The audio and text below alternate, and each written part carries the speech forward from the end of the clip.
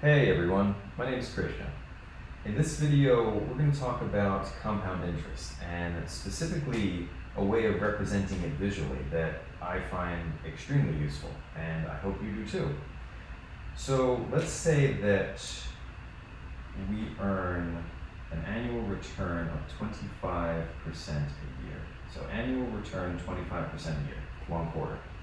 And let's also say that we have an initial amount of money of this size, and we're going to call that initial pile of money P, and that's for principal.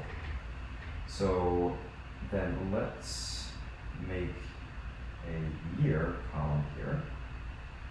So at year zero, how much money do we have? Well, how much money do we start with? Well, we have P amount of money. Okay. Let's then think about year one. So at the beginning of year one, how much money do we have? Well, what we had at the end of year zero. So let's rewrite that here. We have P amount of money. And the return at the end of year one is 1/4 of what we started the year with. So that's 1/4 of, whoops, 1/4 of P. 1/4 of what we started the year with. And we can represent that visually. It's a little big actually. We can represent that visually like this. So this is 1/4 of what we started with. Great. Let's do year two. So at the beginning of year two, how much money do we have? Well, we have what we ended year one with, which is P plus 1/4 P. And then at the end of year two, we again earn 25%, 1/4 on what we started the year with, which is 1/4 of this, what we started with. So 1/4 of P plus 1/4 P. And again, you can represent that visually as 1/4 P and 1/4 of 1/4 of P, which is 1/16 P. 1/4 of 1/4 of P. 1/16 P. That's this. 1/4 of 1/4 of P. Let's do one more. Let's do at least one more actually. So year three, we start with what? Well, we start with what we ended year two with, which is 1/4, which is P plus 1/4 P plus 1/4 P plus 1/4 P, and now plus 1/4 what we started year three with, which is P plus 1/4 P plus 1/4 P plus 1/4 P. 1 paren, 2 parens. So end of year three, we have what we started plus 1/4 of what we started with. We can represent that visually, again, same as before, as our 1/4 of P, 1/4 of each of the 1/4s we had before, which is 2 1/16ths, and then 1/4 of the 1/16th we had before, which is a 1/64th. That's this one. 1/4 of 1/4 of 1/4, 1/64th. 1/4 of 1/4 of 1/4 of P, 1/64th. Let's do one more. So year four, what do we start with? Well, we start with the same as the previous years. We start with what we ended with.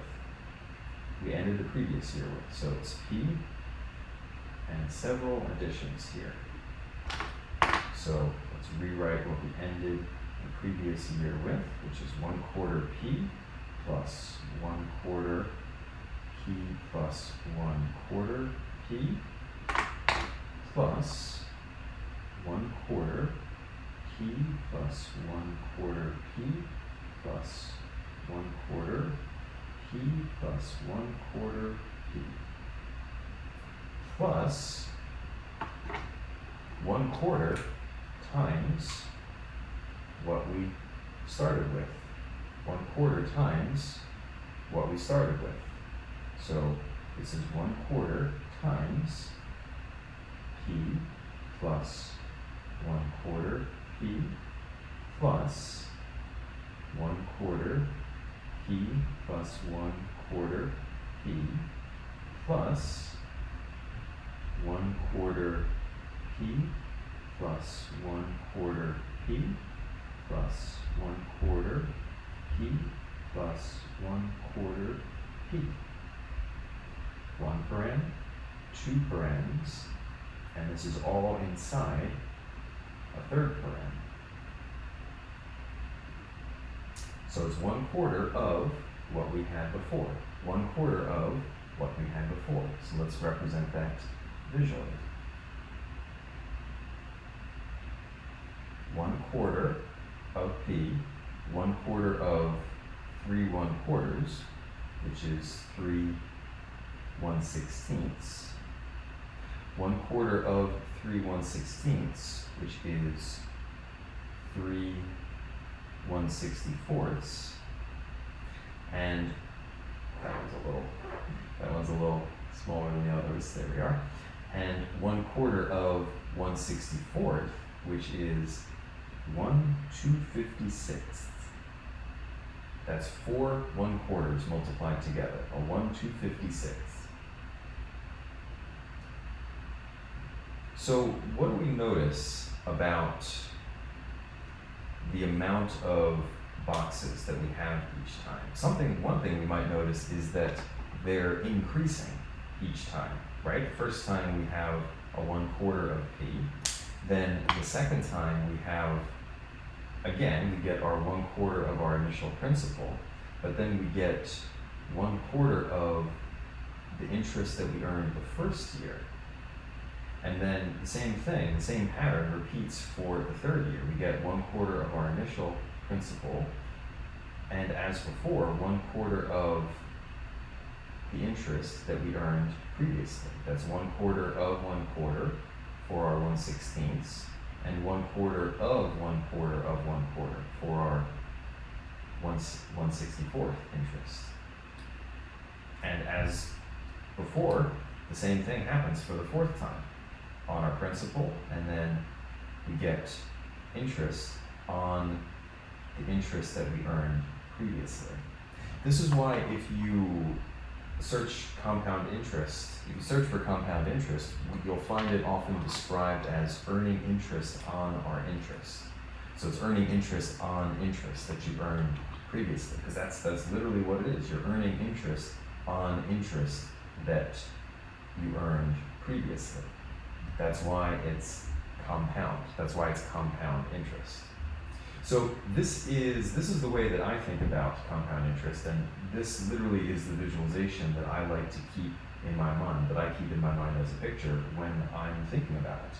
So I know I find this technique super helpful, and I hope you do too, but please do let me know in the comments what you thought, if this was helpful, or if you have another way that you like to think about compound interest. That'll be it for today. Thanks a ton. Hope you found it helpful, and I'll see you in the next one. Bye.